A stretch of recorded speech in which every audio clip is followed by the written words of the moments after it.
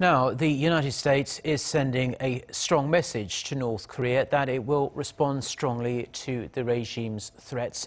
U.S. strategic military assets will be deployed to South Korea in the coming weeks.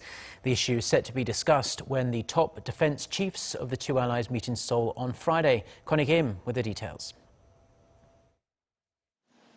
U.S. strategic military assets will be deployed to the Korean peninsula sometime this month for the first time since the Trump administration took office.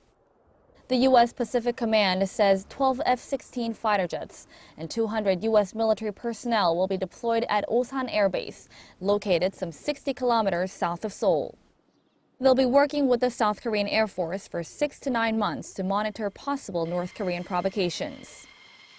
The U.S. Pacific Command has been deploying F-16s to South Korea on a regular basis since 2004 in an effort to maintain stability in the region and to respond to North Korea's threats.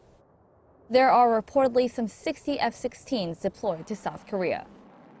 While North Korea's escalating nuclear threats continue to be a concern for Seoul and Washington, Lee Sun-jin, the chairman of South Korea's Joint Chiefs of Staff, requested that goals set during the first South Korea-U.S. Joint Defense Cooperation talks in December be implemented during his telephone talks with his U.S. counterpart, General Joseph Dunford.